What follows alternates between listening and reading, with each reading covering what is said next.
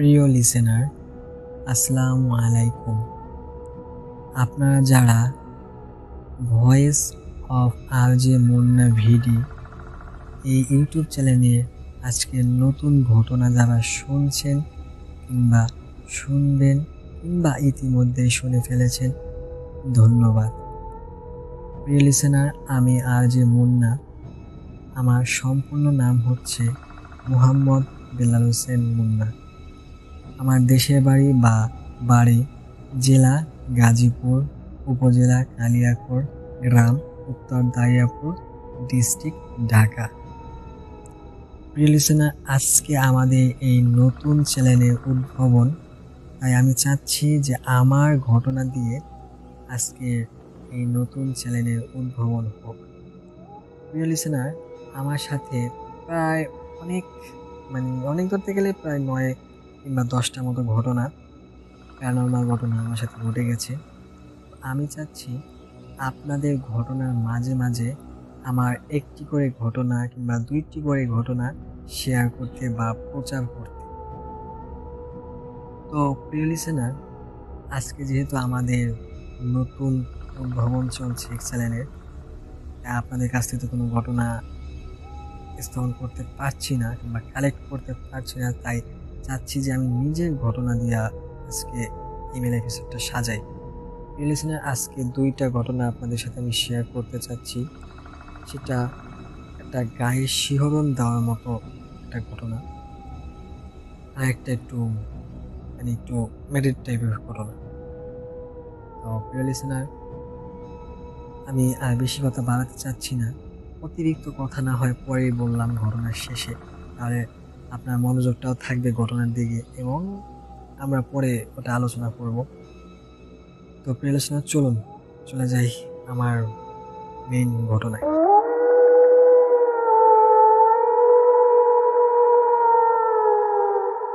প্রিয় লিসেনার, আমি তখন এসিসি ব্যাচ আমাদের বাড়ি দাঁড়িয়েপুর পড়েছে, এবং আমি যেখানে প্রাইভেট পড়তাম সেটা হলো শিমুলতলি। এসএসসি ব্যাচে আমি তাদের ওখানে প্রাইভেট পড়তাম। আমাদের ডে কেয়ার নাইট কেয়ার ছিল, তো আমরা সেখানে প্রাইভেট পড়তাম, যাকে বলে কোচিং করার জন্য আমাদের সময় দেওয়া হতো। আমাদের যেহেতু এসএসসি ব্যাচে সময়টা খুবই কম পাওয়া যায় কিংবা পরীক্ষা খুবই তাড়াতাড়ি আসে, যেমন ফেব্রুয়ারি মাসে পরীক্ষা আসে পড়ে। তো লিসেনার, এই সময়টায় আমরা প্রাইভেট পড়তে যেতাম, যেমন সকাল 7টায় বা 6টায় এরকমের সময় আমরা প্রাইভেট পড়তে যেতাম। এক সময় হয় কি, আমাদের যে টিচার সেও তারও কলেজ ছিল, সেও আমাদের সে আমাদের সিনিয়র ভাই। আমার ফ্রেন্ড ছিল মেয়ে ফ্রেন্ডের বড় ভাই আমাদের টিচার ছিল। প্রায় আমরা 7 থেকে 25 জনের মতো পড়তাম। 7 থেকে 25 জন, কেউ আলাদা আলাদা ব্যাচে বা কেউ আলাদা আলাদা সময়। আমার সময়টা ছিল সকাল 5টা থেকে 6:30 কিংবা 7টা, এই সময় আমার প্রাইভেট ছিল।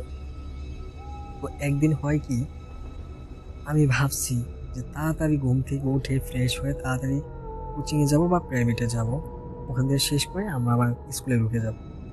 তো প্রিয় লিসেনার, সময় হয় কি, ওই যে বলে তো শয়তানে ধোকা দিলে কত কি না হয়। তো আমি ঘুমাইলাম 10টায়, আমি ঘুমিয়েছিলাম 10টায়। তো কি মনে করে জানি আমার ঘুম ভেঙে যায় 1টায়।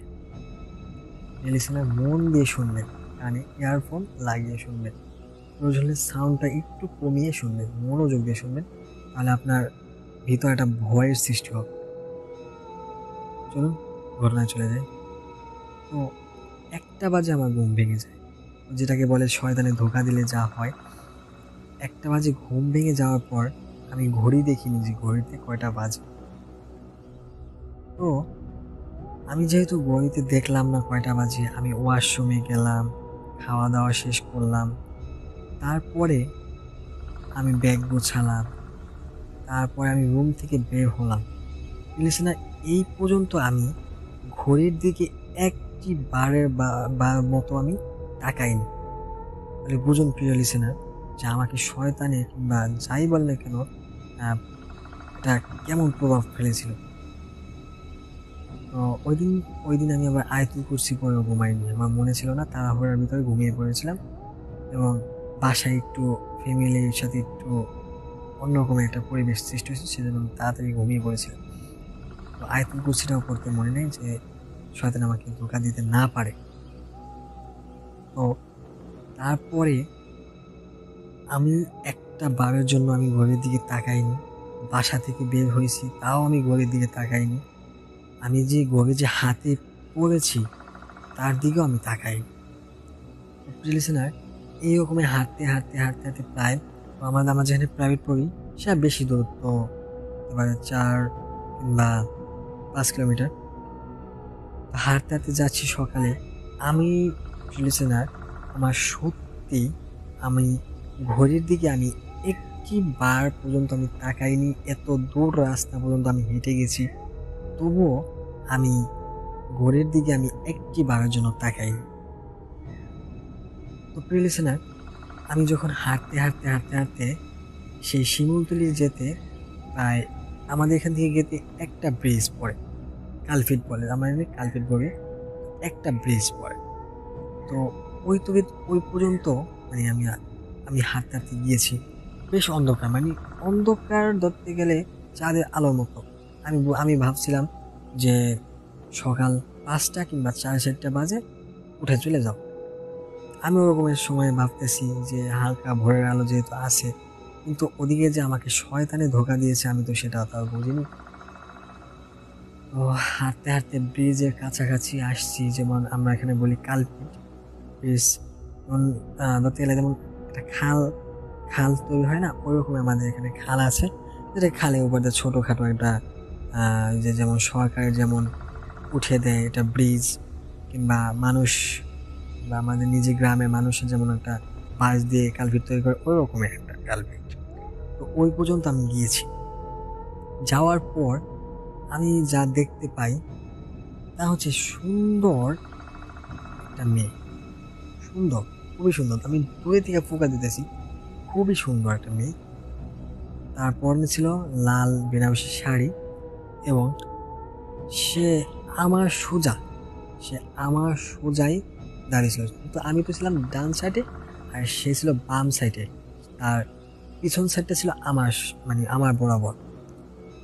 আমি অতটাও খেয়াল করিনি কিংবা আমি অতটাও ইমপ্রেস দিইনি কিংবা অতটাও দিইনি। তারপর প্রিয় লিসেনার আমি আস্তে আস্তে যেহেতু সামনে আগাচ্ছি, আর প্রিয় লিসেনার সে এতটা লম্বা ছিল মানে বলার বাহিরে, আমি অতটা কিন্তু খেয়াল করিনি, আমি তো ঘুমিয়ে বসে আছি কিংবা কি বসে আছে আমি নিজেও জানি না। তো আমি যত আস্তে আস্তে যাচ্ছি দেখতেছি মানে ওই মেয়েটা আস্তে আস্তে আরো শর্ট হচ্ছে, মানে ছোট হচ্ছে। প্রায় তখন আমি যখন প্রথম দেখলাম তখন মনে হয় প্রায় 20 ফিট বা 30 ফিটের মতো লম্বা।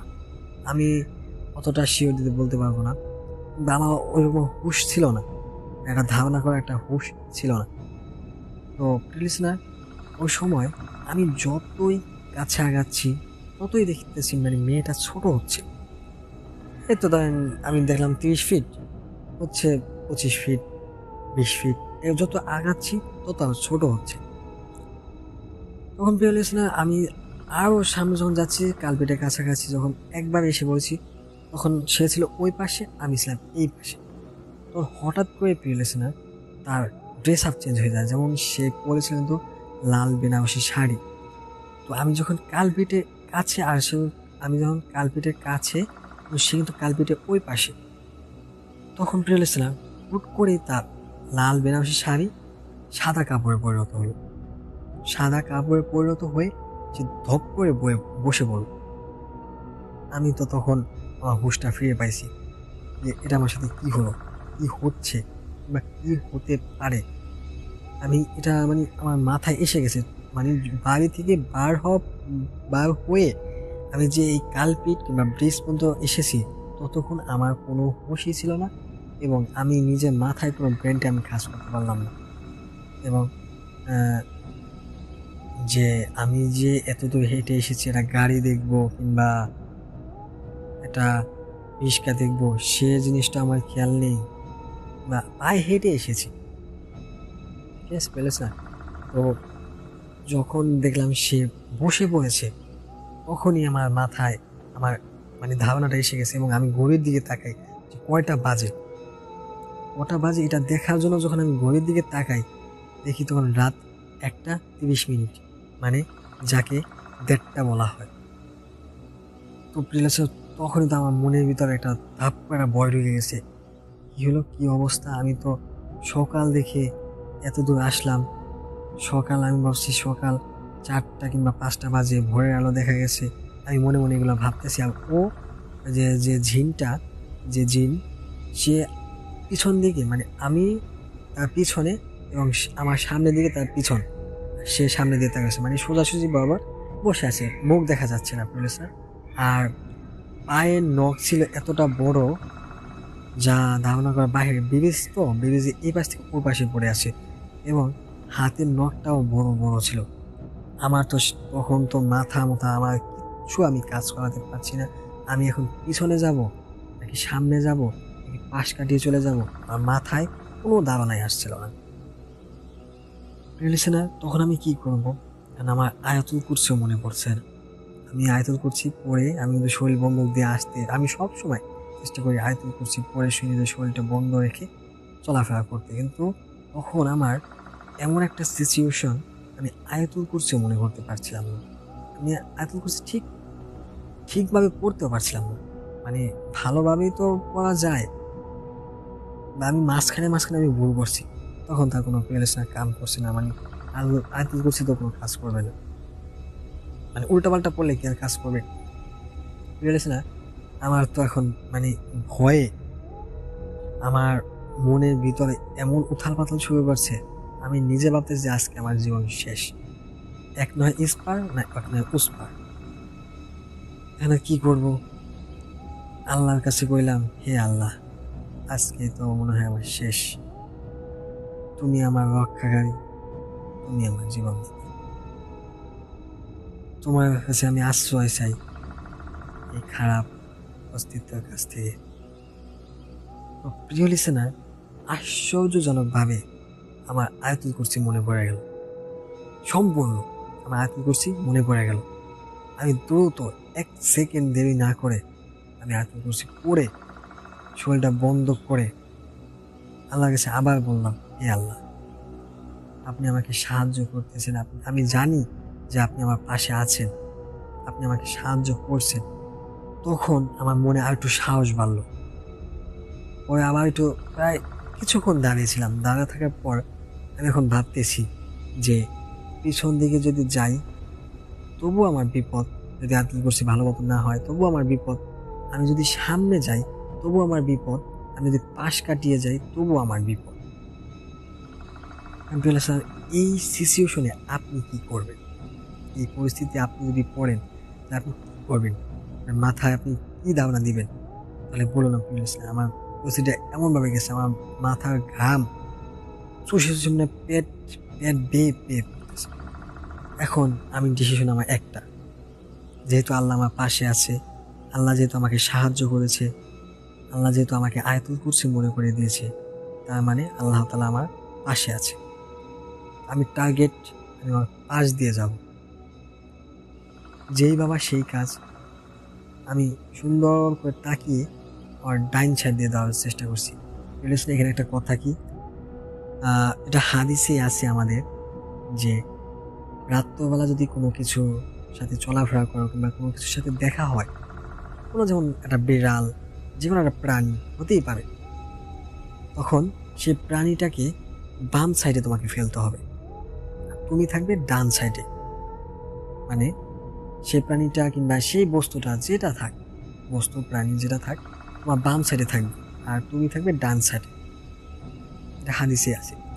তো আমি এখন ডিসিশন, ও তো যেহেতু আমার বাম পাশে বসেছিল, আমি চেষ্টা করবো ওর ডান পাশ দেবো যা। তো আমি সাহস দেখিয়ে ওর ডান পাশ দিয়ে যাওয়া শুরু করেছি।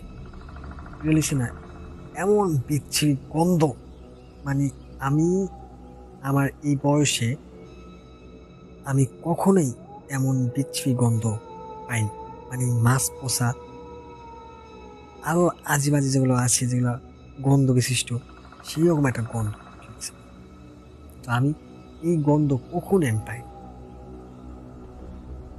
যাচ্ছি যাচ্ছি যাচ্ছি, ওর ডান পাশ দিয়ে আমি পুরোপুরি কেটে গেছি। এখন ও প্রাণীটা আমাকে, মানে আমি যেহেতু গেছি চলে গেছি, প্রাণীটা পিছন দিয়ে গর্জন করতেছে। এমন গর্জন যেমন নারী আর পুরুষ মিশ্রিত কণ্ঠ যেমন একত্রে গর্জন করা হয়, ওই রকমের গর্জন করছে। আর বলছে, তুই এবারের মতো বেঁচে গেলি, কারণ তোর মা আমাকে লাউ এর পাতা দিছিল। মানে পেলেছে যে আমরা যারা চাষ করি না, চাষ করে যে লাউ কুমড়া এগুলো চাষ করি, ওগুলার পাতা। ও বলছে যে তোর মা আমাকে লাউ এর পাতা দিছিল, লাউ। আমি মনে মনে ভাবলাম, আমার মা ওরে কবে লাউ এর পাতা দিল? আমি কিন্তু এখানে ধরে ফেলছি যে ও আমাকে ছুঁইতেও পারবে না, ধরতেও পারবে না, ও আমাকে শুধু ফাঁদে ফেলার চেষ্টা করবে। আমি ভাবতেছি যে ওর সাথে আমি একটা কথা বলব, যেহেতু আমার মনের ভিতরে এখন সাহস, আমি ওর সাথে একটা কথা বলব। না, আমি সামনের দিকে তাকিয়ে হাঁটতেছি আর বলতেছি, আমার মা আপনাকে কবে লাউয়ের পাতা দিছিল আমাকে সেটা বলেন। তখন না, পিছন থেকে আর কোনো উত্তর বা জবাব আসে না। মানে না, আমি তখন আরও ভয় পেয়ে গেলাম যখন দেখলাম যে নিজের ঘড়িতে এখন প্রায় 1:50, ঘুটঘুটে অন্ধকার। যখন আমি বাড়ি থেকে আসছি তখন একবারে যেমন ভোরের আলো, যেমন আভা যেমন সকালবেলা বের হয়, ওই রকমের আলো ছিল। আর এখন ঘুটঘুটে অন্ধকার, কোনো লাইট নেই, কিচ্ছু নেই। পরিস্থিতি খুবই খারাপ। তখন আমার এসএসসি পরীক্ষা, আমাকে কোনো ফোনও কিনে দেয়নি বাবা যে আমি ফোন সাথে নিয়ে যাব। তো আমি এখন এমন সিচুয়েশনের ভিতরে আছি যা ধারণার বাহিরে, বলার বাহিরে, কি বলবো। তখন আমি নিজের মনকে আমি সামনে আনতে পারছি না যে 1:50 আমি এখানে কি করছি, শয়তানে আমাকে এতটা ধোঁকা দিল কেন। তো এদিকে তো আমার বাড়িতে খোঁজাখুঁজি হইচই লাগিয়ে দিছে। তো তারপরে আমার বড় বোন আছে, দুলাভাইয়ের কাছে আমার মা আমার বাবা কল দিয়েছে যে এরকম আমি বাড়ি থেকে বের হয়ে গেছি ব্যাগ নিয়ে, প্রায় 1:50 বাজে, এই সময় কোথায় যেতে পারে। তখন আমার ভাই বড় মানে দুলাভাই খোঁজখবর জানায়, খোঁজখবর লয়, এবং তার হুন্ডা ছিল। যেহেতু আমি ব্যাগ নিয়ে বের হয়েছি, যেখানে আমি প্রাইভেট পড়ি সেই উদ্দেশ্যে আমার দুলাভাই বের হয়েছে। তো আমি আস্তে আস্তে হাঁটছি আমার বাড়ির পথে, মানে আমি ব্যাগ আসার চেষ্টা করতেছি আমার বাড়ির দিকে, ঠিক আছে। তো ওই সময় আমার দুলাভাইও আমার বাড়ি থেকে এদিকে আসছে, মানে আমি যেখানে প্রাইভেট পড়ি ওদিকে আসতেছে। হঠাৎ করেই দেখতে পাই একটা লাইটের আলো, একটু পরেই দেখতে পাই যে আমার দুলাভাইয়ের মতো ফেস, মানে হুন্ডার যে সামনে যে লাইটটা, হ্যালো যে লাইটটা, ওটা কিন্তু ওটা না, যেটা যে মিটার দেখা যায়, ওই লাইটের মুখটা দেখা যাইতেছে যে দুলাভাইয়ের মতো ফেস। তখন তো পেয়েছি না, আমার আর একটু মানে মনে তো ভয় লাগলো যে এত রাত্রে আমার দুলাভাই কোথা থেকে আসবে। দুলাভাই জানাই নাই যে আমি এখানে আসছি, তাহলে কোথা থেকে আসবে। তো তখন দেখতে পাই যে আস্তে আস্তে আমার কাছে আসছে। তখন আমি একটু সাহস পাই যে না, মানুষের মতন লাগতেছে, এবার হুন্ডা আসতেছে, তো আমি মনে একটু সাহস পেলাম, আর একটু সাহস পেলাম। তো তারপর দেখি দুলাভাই আসলো, এসে আমার সামনে হুন্ডাটা থামালো। পরে বললো, তুই এখানে কি করিস? পরে বললাম, ভাইয়া আপনার এখন আর কোনো প্রশ্ন করেন না, আমারে সুন্দরভাবে আমার হুন্ডায় তুলেন, আমার তুলে বাড়িতে নিয়ে যান। আমি বাড়িতে যাই সব কাহিনী A to Z, আমি সব কাহিনী আপনার সাথে সব আমি কমু, আপনি শুধু আমার বাড়িতে নিয়ে যান, আমার গলা প্রচণ্ড শুকিয়ে গেছে। আমি হুন্ডা উঠলাম, হুন্ডা এটে এক টানে একবারে বাড়িতে আইসা সকলে তো টেনশনে মাথা নষ্ট, এত রাতে আমি কই গেলাম ব্যাগ নিয়ে। পরে সবাই জিজ্ঞাসা করলো কি হয়েছে, আমি বললাম যে এইরকম এরকমের কাহিনী, আমি তো ঘুমাইছিলাম, এরকমের দেখি আমি ঘরের দিকে আমি একবার তাকাইনি, দেখি ওখানে যাই দেখি এরকম 1:45 বাজে। তো এইরকমের 1:30 কিংবা 1:45 বাজে, তখন দেখি এরকমের সামনে আমার এরকম জিনিস পড়ছে। তারপরে আমার দুলাভাই একটু হালকা পাতলা কবিরাজি পারে, ঝাড়া টাড়া দিয়ে দিল, এবং সবাই বললো যে ভয় পাওয়ার কিছু নাই, যেহেতু আয়াতুল কুরসি আল্লাহ মনে করে দিছে, তুমি শান্ত থাকো এবং একটা হুজুরকে দেখাও। আমার দুলাভাই আবার একটু কবিরাজি, যেহেতু কবিরাজি জানে, সেও ভালো একটা হুজুরের কাছে নিয়ে গেল। নিয়ে যাওয়ার পর সে হুজুরকে সব ঘটনা খুলে বললাম। খুলে বলার পর হুজুর আমাকে যা বললো তা শুনে আমার ফ্যামিলি এবং আমি সম্পূর্ণ, আমার মাথা নষ্ট। সে হুজুর বলল যে যদি আমার আয়াতুল কুরসি না মনে পড়তো, বা আল্লাহ যদি আমাকে আমার পাশে না থাকতেন, তাহলে ওই দিনই আমার শেষ দিন ছিল। এবং ওইটা যে একটা জিন ছিল, একটা খারাপ জিন ছিল, খুবই শক্তিশালী একটা জিন ছিল। যদি আমাকে একবার ধরতে পারতো, তাহলে আমার ওই দিনটাই আমার শেষ দিন ছিল।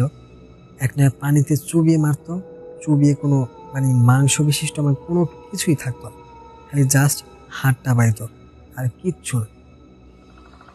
আর ওটা মাংস মাংস বিশেষ একটা জিন, খুবই শক্তিশালী ছিল। যদি পারতো ধরতে আমাকে, তাহলে আমার ওই দিনকে সেই দিন। যেহেতু আল্লাহ আমার পাশে আসলে এবং আল্লাহ আমার যেহেতু সহায়তা করছে, সেজন্য আল্লাহ তাআলার কাছে আমি অনেক শুকরিয়া আদায় করি। প্রিয় লিসেনার, এই ছিল আমার প্রথম ঘটনা। জানি না আপনার কেমন লাগছে, আপনাদের শুনতে কেমন লাগছে, বা আমার ভয়েসটা আপনাদের কাছে কেমন লাগছে। ভালো লাগলে জানাবেন, না লাগলেও আমাকে জানাবেন। আপনাদের জন্য কমেন্ট সেকশন পুরো উন্মুক্ত। লিসেনার, পুরো উন্মুক্ত। জাস্ট শুধু বাজে মন্তব্য করবেন না, আর আমাকে উৎসাহ দিবেন। তাহলে আমি আরও ঘটনা কালেক্ট করে আপনাদের ভৌতিক আনন্দ দিতে পারবো।